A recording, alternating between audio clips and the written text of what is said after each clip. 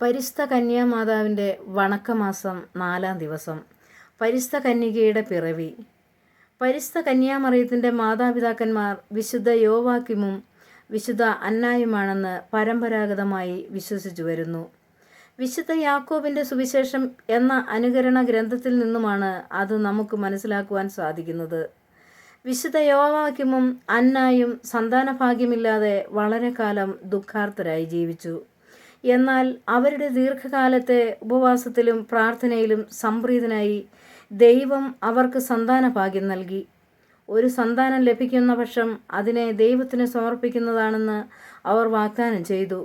അപ്രകാരമാണ് പരിശുദ്ധ കന്യകയുടെ ജനനം. സകല സൃഷ്ടിജാലങ്ങളും ഒരു പരിത്രാതാവിനു വേണ്ടി കേഴുകയായിരുന്നു. എന്നാൽ മർത്യനായി അവതരിക്കുന്ന ദൈവത്തെ സ്വീകരിക്കാനുള്ള യോഗ്യത മാനവരാശിയിൽ ആർക്കും ഉണ്ടായിരുന്നില്ലല്ലോ. പരിശുദ്ധ കന്യകയുടെ ജനനത്തിൽ മാത്രമാണ് മാനവരാശിയുടെ ആഗ്രഹം സഫലമാകുന്നത്. സൂര്യോദയത്തിനു മുമ്പ് പ്രഭാതതാരം ഉദിക്കുന്നതുപോലെ നീതിസൂര്യനായ മിശിഹായുടെ മനുഷ്യാവതാരം പ്രഖ്യാപിച്ചതുകൊണ്ട് മേരി ഒരു ഉദയനക്ഷത്രമായിരുന്നു. ദൈവം മനുഷ്യൻ വഴി രക്ഷിക്കുവാനാണ് തിരുമനസ്സായത്. എന്നാൽ ദൈവത്തിന് മനുഷ്യ സ്വഭാവം സ്വീകരിക്കുവാൻ മാനവകുലത്തിൽ നിന്നും ഒരു വനിതയുടെ സമ്മതം ആവശ്യമാണ്. അതിനായി മഹിളകുല മണിമകുടമായ പരിശുദ്ധ കന്യകയെ തിരഞ്ഞെടുത്തു. അവൾ അമലമനോഹരിയും അമലോത്ഭവയുമാണ്. പരിശുദ്ധ കന്യകയുടെ ജനനം ഭൂലോകത്തിന് ഏറ്റവും വലിയ പ്രത്യാശ നൽകി. അവളുടെ ജനനത്തോടുകൂടി പരിത്രാണ പരിപാടി ഉദ്ഘാടനം ചെയ്തു. സ്വർഗവാസികളും അന്ന് സന്തോഷിച്ചു. പിതാവായ ദൈവത്തിൻ്റെ ഓമൽ കുമാരിയും സുതനായ ദൈവത്തിൻ്റെ മാതാവും പരിശുദ്ധാത്മാവിൻ്റെ മണവാട്ടിയുമാണവൾ. അവൾ പരിശുദ്ധ ത്രിത്വത്തിൻ്റെ ഏറ്റവും മഹത്തായ സൃഷ്ടിയാണ്. സന്തോഷ കാരണവുമായിരുന്നു.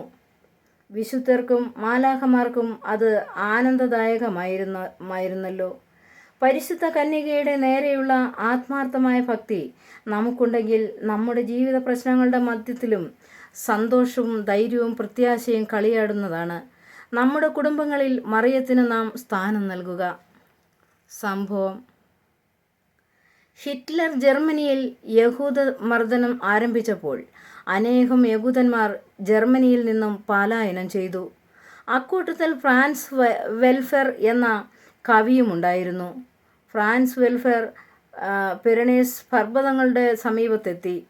ജർമ്മൻ സൈന്യം അദ്ദേഹത്തെ അനുധാവനം ചെയ്തു.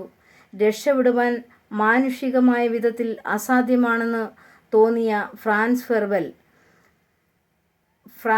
വെർഫെൽ പിരണീസ് പർവ്വത പാർശ്വത്തിൽ സ്ഥിതി ചെയ്തിരുന്ന ലൂർദിലെ അമലോത്ഭവ ജനനിയുടെ ദേവാലയത്തിലേക്ക് നോക്കി ഇപ്രകാരം നേർച്ച നേർന്നു: ലൂർദിലെ നാഥേ, നീയുണ്ടെങ്കിൽ, നിനക്ക് ശക്തിയുണ്ടെങ്കിൽ, ഞാൻ ജർമ്മൻ സൈന്യത്തിൻ്റെ കരങ്ങളിൽ നിന്ന് രക്ഷ പ്രാപിച്ച് അമേരിക്കയിൽ എത്തിച്ചേരുന്ന പക്ഷം നിന്നെക്കുറിച്ച് ഞാൻ ഒരു സംഗീതശില്പം രചിക്കുന്നതാണ്.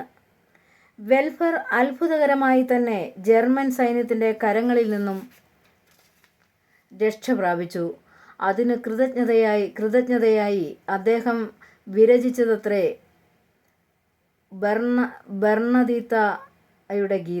ബർണദീത്തയുടെ ഗീതം എന്ന വിശ്വവിശ്രുതമായ ഗ്രന്ഥം.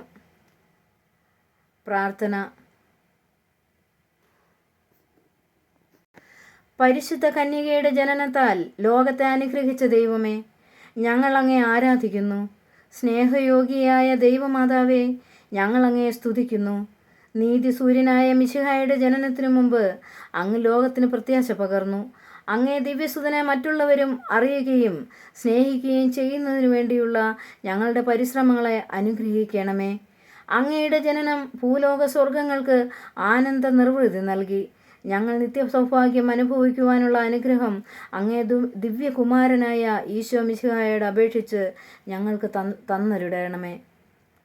എത്രയും ദയുള്ള മാതാവേ, നിന്റെ സങ്കേതത്തിൽ ഓടി വന്ന് നിന്റെ മധ്യസ്ഥം അപേക്ഷിച്ചവരിൽ ഒരുവിനെ നീ ഉപേക്ഷിച്ചതായി കേട്ടിട്ടില്ല എന്ന് നീ ഓർക്കണമേ.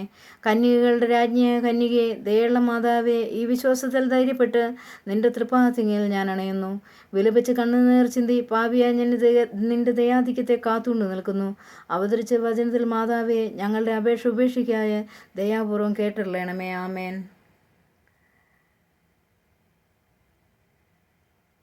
ശേഷമുള്ള പ്രാർത്ഥനയും ലുത്തിനിയായും നമ്മുടെ കഴിഞ്ഞ മൂന്നാം ഭാഗം കേൾക്കുക. സുഹൃതജപം. ഉദയനക്ഷത്രമായ പരിശുദ്ധ മറിയമേ, ഞങ്ങളുടെ ജീവിതം പ്രത്യാശാപൂർണമാക്കണമേ. ആമേൻ.